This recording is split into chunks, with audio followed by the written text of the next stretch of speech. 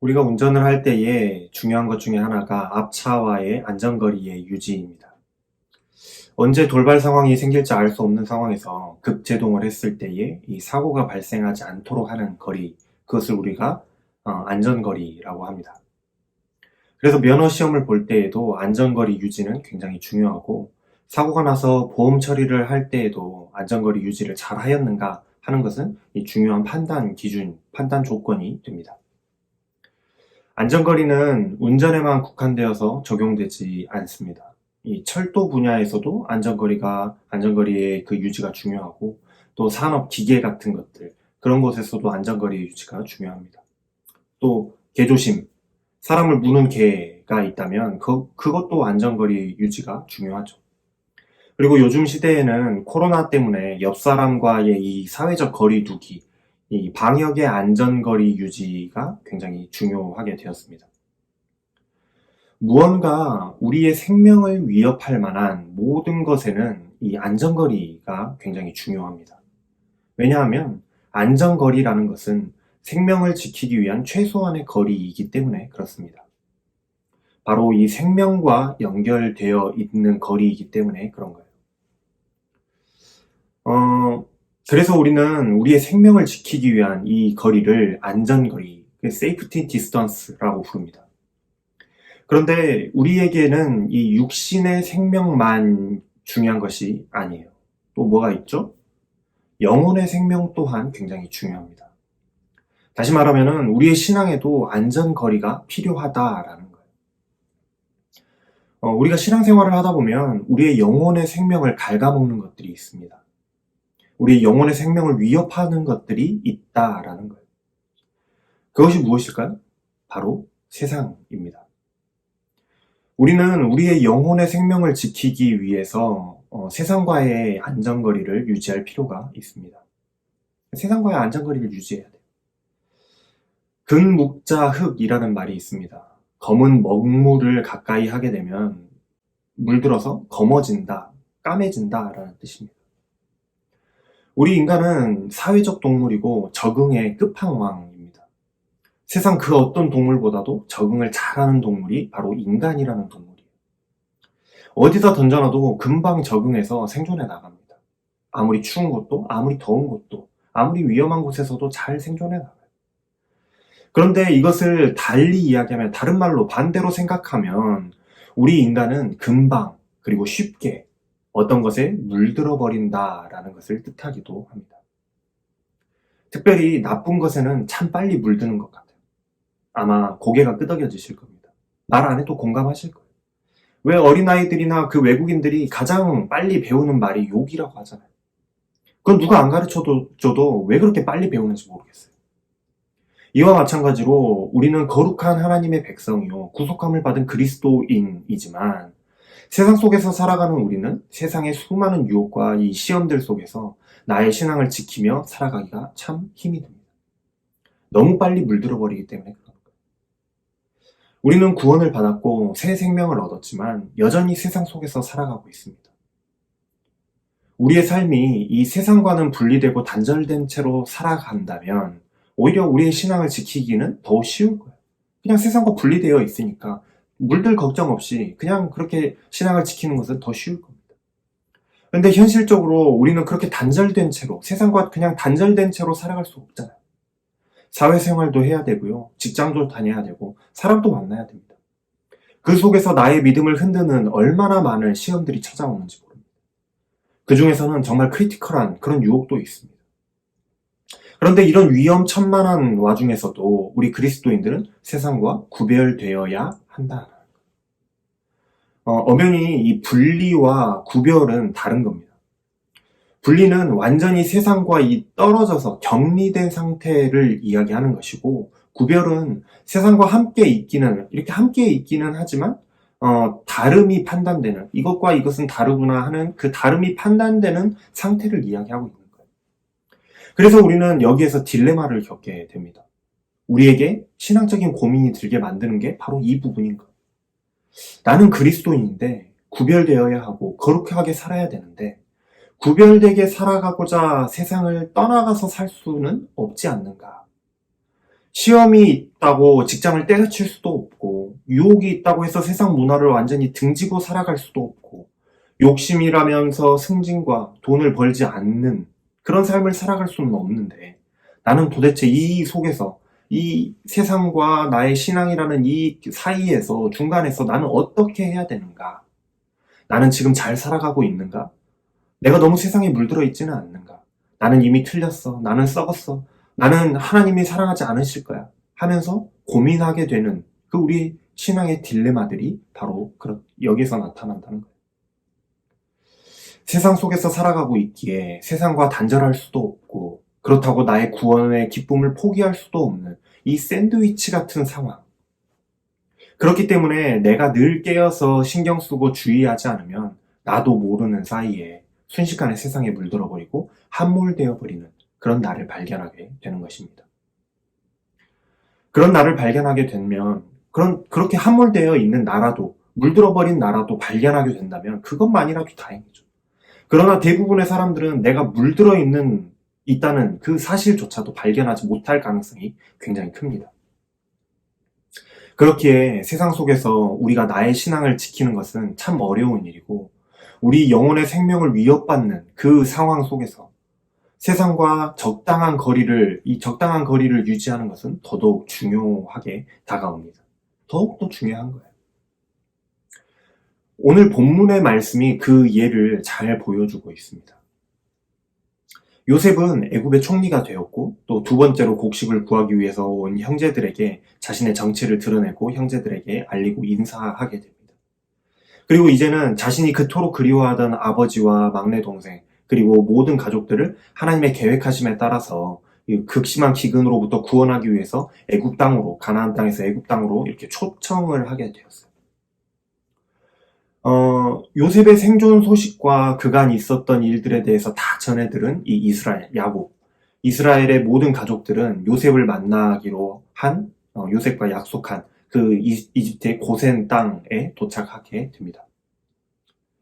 요셉은 그 애굽의 이집트의 총리답게 위엄을 갖추고 자신의 병거, 그 당시에 왕이나 고위급 관리만 탄다는 그런 막 벤츠 같은 그런 병거를 타고 수많은 수행원들을 데리고 아버지 이스라엘을 만나기 위해서 이 고센 땅을 요셉이 찾아오는 거예요. 말 그대로 금의 환영이죠. 출세했다는 것이 그냥 눈에 보이는 거예요. 요셉이 아버지를 만나고 그동안 쌓아놓았던 그리움과 울분이 함께 터져나왔습니다. 이스라엘과 요셉이 서로 부둥켜 안고 한참을 우는 거예요. 왜 안 울겠어요? 한참을 우는 거예요. 그리고 이스라엘이 이렇게 이야기합니다. 네가 아직까지 살아있고 내가 너의 얼굴을 다시 보게 되었으니 나는 이제 죽어도 여한이 없다. 이스라엘은 꿈에만 그려봤지 상상도 하지 못했던, 이미 죽어버렸다고 생각했던 그 아들의 생존에 그동안에 그 자기가 겪었던 안고 있던 모든 슬픔이 다 떠나갔습니다. 아버지와 이 요셉이 눈물의 상봉을 마치고 요셉은 가족들에게 앞으로 이제 어떻게 해야 될 것인지에 대해서 알려주기 시작합니다. 그게 오늘 본문 말씀에 나와요. 내가 바로에게 가서 보고를 하기를 내 가족들이 도착하였다고 할 것입니다. 우리 가족들은 목자라서 목축을 하는 사람들이기 때문에 양과 소와 모든 재산을 끌고 왔다라고 할 것인데, 혹시라도 바로가 너희들의 직업이 무엇이냐 라고 물어본다면 저희는 어렸을 때부터 목축하는 사람들인데 우리 조상들도 그러했습니다 라고 대답하라고 알려주었어요. 왜냐하면 애굽 사람들은 목축하는 것을 가증히 여기기 때문이라는 거예요. 이렇게 하라고 알려주는 거예요. 그런데 가만히 생각해보면 이 장면이 조금 이상합니다. 여러분 한번 생각해 보십시오. 요셉은 그 당시에 가장 강력했던 나라 이집트의 총리였습니다. 파라오의 왕 다음 가는 그런 권력가예요. 이집트의 2인자입니다. 그 권세가 어마어마했겠죠. 거기다가 요셉은 지금 흉년을 대비하는 그 정책을 잘 펼쳐서 그러니까 왕뿐만이 아니라 국민들로부터 엄청난 신뢰와 지지를 받고 있는 상태였습니다. 아무도 요셉이 하겠다고 하는 그 일에 토를 달 사람이 없었을 그때라는 거예요. 그런데 요셉이 가족들을 맞이하고 있는 장소가 어디인가요? 고센 땅이라는 지역입니다. 고센 땅은 나일강 유역의 그 삼각주의 가장 하류 부분에 있는 지역으로 아주 풍요로운, 아주 그 기름진, 좋은 땅이었어요. 이집트 내에서도 아주 좋은 땅에 있었습니다. 그 위치가 그런 땅이었어요. 하지만 이집트의 이 수도는 아니었어요. 변두리였습니다. 우리나라의 지역적인 걸로 살펴보면은 이 전라도 나주에 가면 나주 평야가 있잖아요. 옛날부터 아주 좋은 땅이라고 곡창지대라고 유명한 땅이긴 하지만 거기는 시골이란 말이죠. 서울이 아니에요. 이집트의 수도 눈이라고 하는 그 도시, 멤피스라고도 하는 그 도시는 고센 땅이라고 하는 나중에 이제 라암셋이라고 부르는 도시와는 이 거리가 굉장히 많이 떨어져 있는 그런 땅이었습니다. 그런데 왜 요셉은 자신의 아버지와 그 형제들을 지금 자신이 살고 있고 이집트의 제국의 수도인 이 멤피스라는 곳으로 오라고 하지 않고 고센 땅으로, 변두리 지역인 고센 땅으로 오라고 했을까? 왜 거기서 만나자고 했을까? 그리고 왜 번거롭게 자기가 거기까지 가서 가족들을 만나러 나가야 했을까? 뭔가 이상하지 않나요? 지금 우리로 생각해보면 나는 서울의 경복궁에 살고 있으면서 가족들은 저기 한강 하류에 있는 인천으로 오라고 하고 거기서 만나는 상황과 같은 상황이라는 거예요.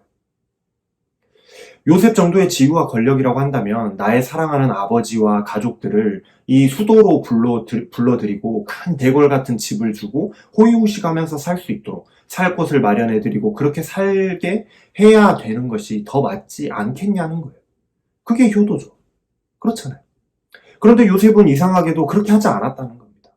참 이상하죠. 이상한 것은 그것뿐만이 아닙니다. 바로를 만나게 된다면 이렇게 하라고 알려주고 있는 요셉의 그 매뉴얼도 조금 이상해요. 요셉은 이집트 사람들은 목축을, 이 짐승을 기르는 것을 가증히 여긴다라고 말합니다. 가증히 여긴다라는 것은 목축하는 것을 목자들을 꺼려한다, 가까이 하지 않으려고 한다, 멀리한다라는 것을 말하는 거거든요. 피한다라는 거예요. 이집트 사람들이 목동을 피한다라는 것을 이야기하고 있는 겁니다. 사람이 새로운 지역에, 새로운 직장에, 그리고 새로운 공동체에 정착을 하려고 한다면 당연히 그 지역에 원래 있었던 사람들에게 잘 보여야 되지 않겠습니까? 그래야 따돌림도 당하지 않을 거고 텃세도 피할 수 있겠잖아요. 최대한 그들이 싫어하는 것을 피하고 숨기려고 노력을 해야 정상인 거예요. 그런데 이상하게도 요셉은 이집트 사람들이 이 목축하는 사람들을 꺼려한다는 사실을 잘 알고 있음에도 불구하고 자신의 가족들이 이집트 사람들이 꺼려하는 목동이다, 목축을 하는 사람이다라는 것을 오히려 더욱더 강조해서 대답하도록 그렇게 유도하고 있다라는 거예요. 뭔가 이상하잖아요. 요셉의 목적은 가족들을 이 고센 땅에 정착시키는 것이었기 때문입니다. 바로로 하여금 가족들이 고센 땅에 살도록 허락하도록 만들기 위해서 그렇게 가족들이 대답하게 하도록 그렇게 유도하고 있었다라는 거예요. 요셉은 가족들을 애굽의 수도인 이 멤피스에 정착시키고자 하지 않았습니다. 이스라엘의 집안은 부자였습니다. 아브라함도 거부였고 이삭도 그랬고 또 야곱 또한 부자였어요. 거기다가 요셉은 애굽의 총리였습니다. 충분히 자신들의 능력만으로도 잘 이 애굽의 수도에 정착할 수 있는 조건이었고 그게 아니라고 하더라도 요셉의 능력만으로도 충분히 이 수도에 정착할 수 있는 그런 상태였어요. 이스라엘의 그 집안의 사람들은 애굽에서 이 멤피스에서 새로운 직업과 또 새로운 생활을 살아갈 수 있었다라는 거예요. 애굽 사람들 못지않게 살아갈 수 있는 조건이었습니다. 그런데 왜 굳이 이집트 사람들이 꺼려한다고 하는 그 직업까지 일부러 말해가면서 멀리 떨어진 변두리 지역에 살려고 했을까 하는 것이죠. 바로 안전거리에 있어요. 여기에 바로 요셉의 목적이 있는 겁니다. 안전거리 유지. 요셉은 이스라엘의 가족들이 이집트인들과 동화돼서 살아가기를 원하지 않았던 것입니다. 왜냐하면 이집트 사람들과 이스라엘의 사람들이 함께 동화돼서 살아가는 것은 하나님의 뜻이 아니었기 때문에 그런 거예요. 이스라엘이 비록 이집트에 와서 살게 되었지만, 살아가겠지만, 이집트인들에게 물들고 동화되어서 이것이 이스라엘 사람인지 이집트 사람인지 구별이 안 가게, 구별되지 않게 살아가는 것을 원하지 않았기 때문이라는 겁니다. 요셉은 하나님의 백성은 세상과 구별되어야 한다는 사실을 너무나도 잘 알고 있었기 때문에 그렇게 했던 거예요. 어떻게 할 수 있느냐? 창세기 50장 25절 26절을 말씀해 보면은 요셉이 마지막 유언을 하면서 이스라엘 자손들에게 이렇게 말합니다. 요셉이 그의 형제들에게 이르되 나는 죽을 것이나 하나님이 당신들을 돌보시고 당신들을 이 땅에서 인도하여 내사 아브라함과 이삭과 야곱에게 맹세하신 땅에 이르게 하시리라 하고, 요셉이 또 이스라엘 자손에게 맹세시켜 이르기를 하나님이 반드시 당신들을 돌보시리니 당신들은 여기에서 내 해골을 메고 올라가겠다 약속하라 하고 하였다라는 거예요. 요셉은 110세를 살았습니다. 그 평생에 고작 해봐야 소년의 시기 한 10살에서 15살 정도? 그 정도까지만 이 가나안 땅 아버지의 집에서 살고, 나머지의 인생의 대부분은 애굽 땅에서 애굽의 총리로 그렇게 살아갔던 사람이에요. 거의 100년을 그렇게 애굽의 땅에서 살았다라는 것이죠. 우리는 10년만 외국에서 살아도 한국말을 잊어버리고 한국말 하기가 쉽지 않고 한국의 문화가 어색해지는 그런 적응력을 가지고 있는 사람입니다. 거의 100년의 기간을 애굽 사람으로 살았지만 애굽에 물들지 않고 마음속 깊숙한 곳에서부터 아브라함과 이삭과 야곱에게 약속하신 그 하나님의 약속을 마음속 깊이 새기고 요셉은 살아가고 있었다라는 것을 잘 보여주고 있어요. 요셉의 계획대로 이스라엘의 가족들은 애굽의 수도와는 조금 떨어진 이 고센 땅에 정착해서 살아가게 됩니다. 애굽의 사람들과 애굽의 문화와 애굽의 신들과 어느 정도의 이 안전거리를 유지하게 된 것이죠. 고센 땅은 애굽이라는 그 세상과 멀리 떨어진 땅이었습니다. 그 땅이 좋고 나쁘고를 떠나서 애굽이라는 이 세상에 물들지 않을 적정한 거리를 유지하기에 굉장히 좋은 거리에 있는 그런 땅에 정착하게 된 것입니다. 또 이스라엘은 애굽인들과 거리를 두게 되었어요. 애굽인들은 목축하는 자들과 가까이 하지 않으려고 하기 때문에 오히려 우리는 목축하는 자라고 자연스럽게 드러내놓고 적정 거리를 유지했던 것입니다. 요셉은 철저히 애굽인들과의 안전거리를 유지하고 자신의 가족들이 독립성을 유지하려고 그렇게 노력했다라는 거예요. 그래서 요셉의 그 요셉이 이집트의 총리로서 만들어 놓은 그 업적만 보았을 때에도 충분히 수도에서 살아갈 수 있었고, 좋은 관직과 또 수많은 애굽인들에게 친근함을 받으면서 대접받으면서 살아갈 수 있는 그런 조건이었음에도 불구하고 그들은 수도에서 조금 떨어진 이 고센 땅, 애굽인들과는 거리를 둔 이방인으로 떠돌이 목동으로서 그렇게 살아갔다라는 겁니다. 그것이 애굽이라는 이 세상으로부터 이스라엘이라는 그 정체성을, 하나님의 백성이라는 이 정체성을 지키면서 영적인 생명을 지킬 수 있었던 길이었기 때문에 그렇습니다. 이렇게 적당한 안전거리를 유지했기 때문일까요? 이스라엘 백성들은 이 400년이라는 긴 시간 동안에 애굽에서 살았음에도 불구하고 구별된 정체성을 가지고 살아갔습니다. 그리고 결국에는 하나님의 인도하심을 따라서 약속의 땅 가나안으로 이렇게 돌아가게 되잖아요. 만약 이스라엘이 이 고센 땅에서 살아가지 않았다고 한다면, 이집트인들과 거리를 두고 살지 않았다라고 한다면 이미 이스라엘이라는 그 민족은 사라지고 없었을 겁니다. 아마 이집트인들이 되어 있었을 거예요. 400년이 지났는데. 그러나 이스라엘 민족은 끝까지 생존하였고 400년 종살이하고 출애굽할 그때에는 요셉이 기억하게 하고 맹세하게 하였던 그 유언을 끝까지 지키잖아요. 하나님이 너희를 반드시 약속의 땅으로 돌아가게 하실 텐데, 너희들을 하나님께서 구별하시고 너희들을 인도하여 내실 텐데, 그때에 나를 이 땅에 내버려 두지 말고 나의 뼈라도 가지고 돌아가라고 한 그 맹세를 지키는 것을 우리가 성경을 통해서 볼 수가 있습니다. 애굽에 살았으나 애굽에 물들지 않고 구별된 그런 삶, 이것은 애굽과 안전거리를 유지했기 때문에, 애굽이라는 그 세상과 안전거리를 유지했기 때문에 가능한 일이었던 거예요.